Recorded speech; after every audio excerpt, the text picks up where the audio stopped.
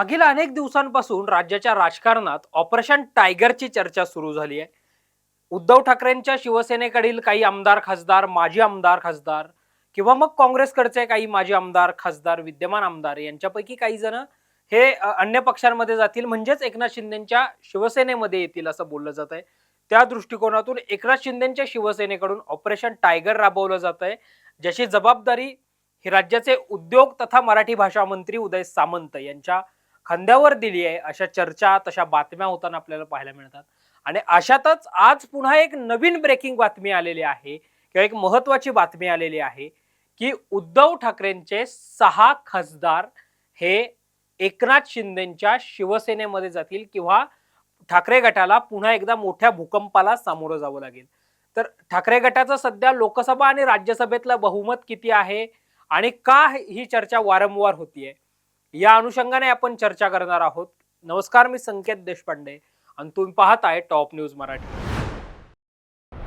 आता जर आपण पाहिलं तर उद्धव ठाकरेंच्या शिवसेनेकडे लोकसभेतील 9 आणि राज्यसभेतील 2 अशा मिळून 11 खासदारांचा पाठिंबा असल्याचं पाहायला मिळतं किंवा 11 खासदार असल्याचं आपल्याला पाहायला मिळतं, ज्याच्यामध्ये लोकसभेचे 9 खासदार निवडून आलेले आहेत, राज्यसभेमध्ये 2 खासदार आहेत.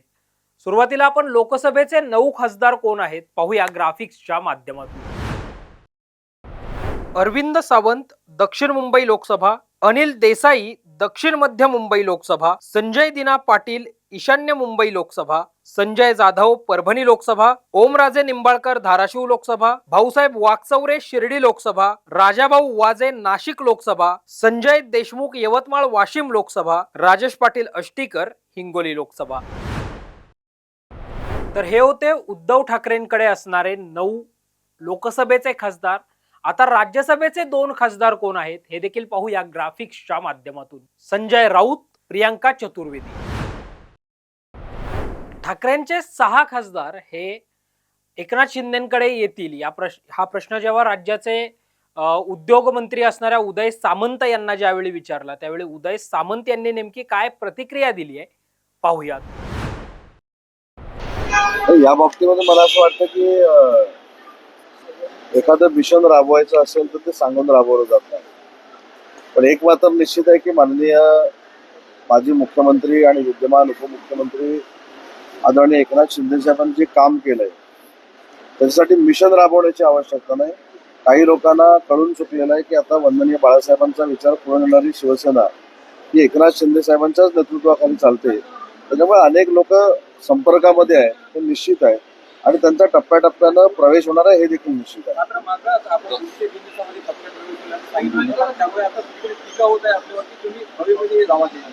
माझ्यावर अजिबात टीका होत नाही.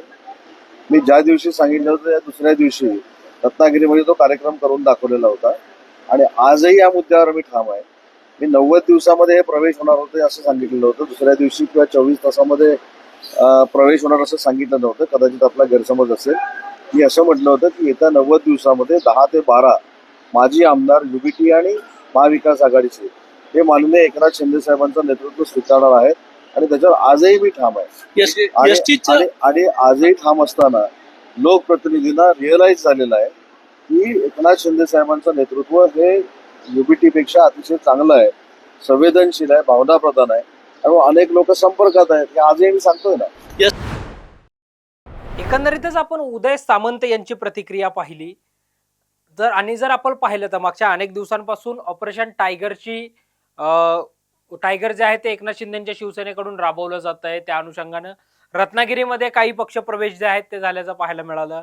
पुण्यामधूनही 2 माजी खासदार जे आहेत ते ठाकरेंची साथ सोडून शिवसेनेमध्ये जातील असं सांगितलं जातं. मात्र या 2 माजी आमदारांना ठाकरे गटातल्या ज्यावेळी विचारलं गेलं तेव्हा त्यांनी आपण ठाकरेंसोबतच राहणार आहे असं म्हटल्याचं पाहायला मिळालं होतं.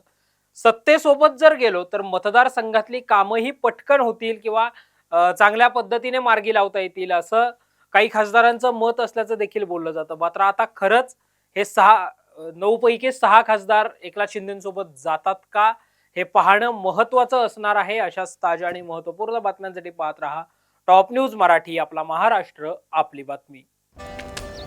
Come on guys, hurry up. यार सुन ना, एक ब्रेक ले लेते हैं. Guys, I'm telling you, तुम लोगों को सही से ट्रैकिंग नहीं आता. But that's okay, you can learn. रोज का ढक्कन देना. ये रेड वाला है, सही वाला दे ना. अबे ढक्कन, पहले तो सही पानी पीना.